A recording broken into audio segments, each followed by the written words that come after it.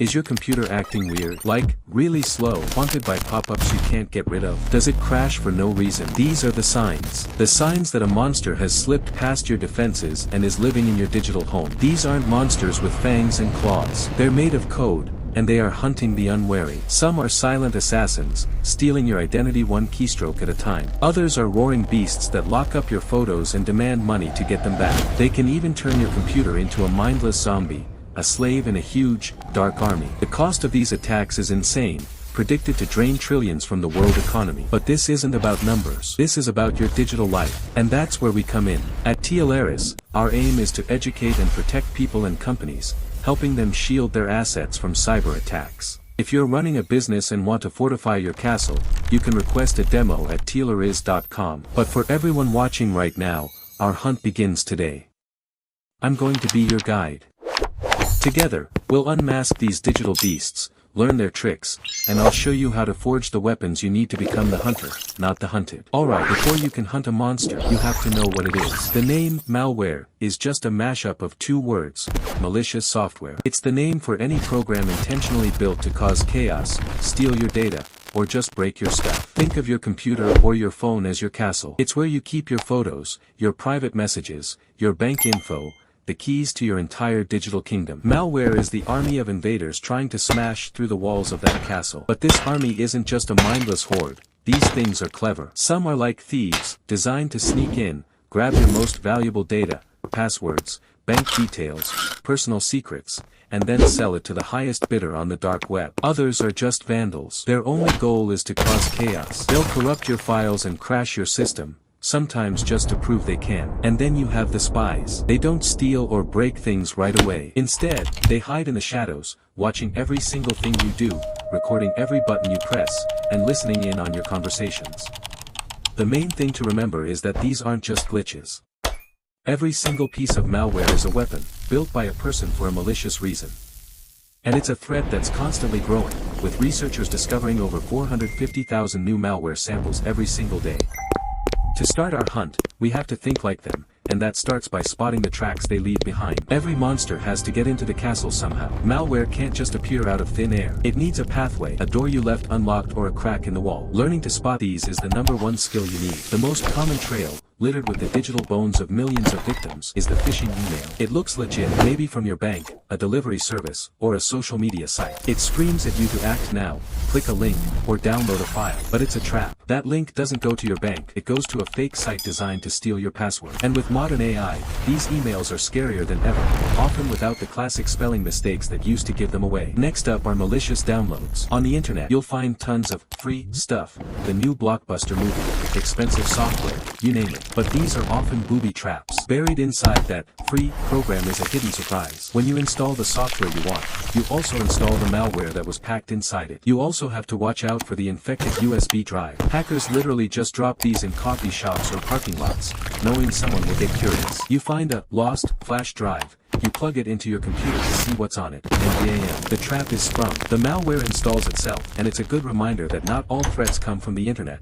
Sometimes you carry them right through the front door. Another sneaky path is malvertising. These are malicious ads on websites you probably trust. Sometimes, you don't even have to click the ad. A hacked ad can run scripts that attack your browser directly, a method called a drive-by download. Finally, there are the cracks in the castle walls, software vulnerabilities. No software is perfect. When a company finds a flaw, they release an update, or a patch, to fix it. If you don't install that update, you're leaving a gaping hole in your defenses that a monster like a worm can crawl right through without you doing anything at all. Now that we know their paths, it's time to meet the monsters. Welcome to the heart of the hunt. This is my field guide to the most common monsters out there. Know your enemy. First, the classic of all classics, the virus. A computer virus acts a lot like a real-life one. It can't survive on its own. It needs a host. It attaches itself to a normal file, like a document or a program. Then it just waits. The second you open that infected file, the virus wakes up and its main goal is to replicate, spreading to other files on your computer. When you share an infected file,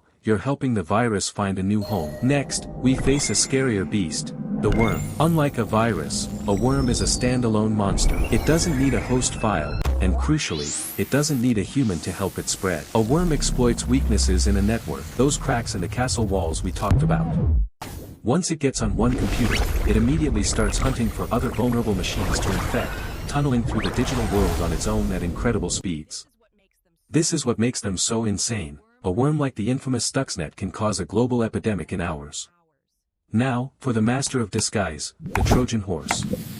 Just like the Greek myth, this monster pretends to be a gift, a free game, you willingly download it. But once it's inside your castle, it opens a backdoor, a secret entrance that lets the attacker take control or drop in even worse monsters. The Emotet Trojan became famous for being a delivery service for other malware, like ransomware. Which brings us to one of the most feared monsters today, ransomware.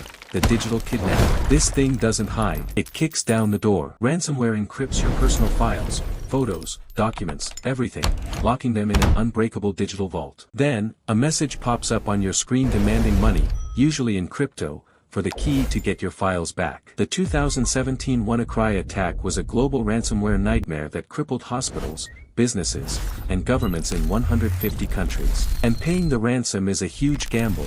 You're dealing with criminals, after all. Lurking in the shadows is spyware, the invisible stalker. Its goal is simple, espionage. Once on your device, it operates in total stealth. It tracks your browsing habits, logs your activity, and sells that data to advertisers. More evil versions, called keyloggers, record every single key you press. That means they capture your private messages, your emails, and yes, your bank account login and password. Finally, we have the botnet, or the zombie horde. An attacker infects one computer, turning it into a zombie that they can control remotely. Then, that zombie is used to find and infect thousands, or even millions, of other devices, creating a massive zombie army called a botnet. The owners usually have no idea their computers have been enslaved. This army can then be used to launch massive attacks, like shutting down websites. Knowing the monsters is one thing, but a hunter needs tools. This is your arsenal for defending your digital castle. Your first and most essential tool is your shield, antivirus and anti-malware software. Think of this as your guard dog, constantly sniffing for threats. It scans files, watches your programs, and blocks malicious code. Keeping this software running and updated is your first line of defense.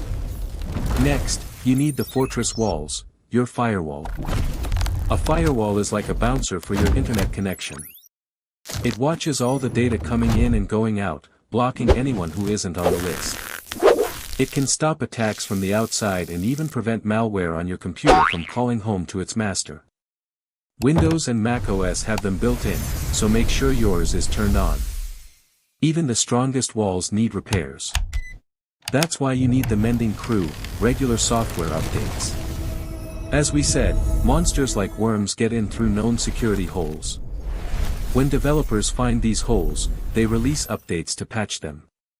Ignoring update notifications is like leaving your front door wide open. Just turn on automatic updates. It's one of the easiest and most effective things you can do. But the most powerful weapon of all is the hunter's instinct. That's you. Your knowledge, your caution, and your common sense. Tech can block a lot, but many attacks rely on tricking a person. So, you have to be smart. Think before you click, especially on links in urgent-sounding emails. Be suspicious of attachments you weren't expecting, even if they seem to be from a friend. We've tracked the beasts and learned their weaknesses. You now have the field guide and the toolkit to defend your digital life. If this hunt armed you with new knowledge, help our community of hunters grow.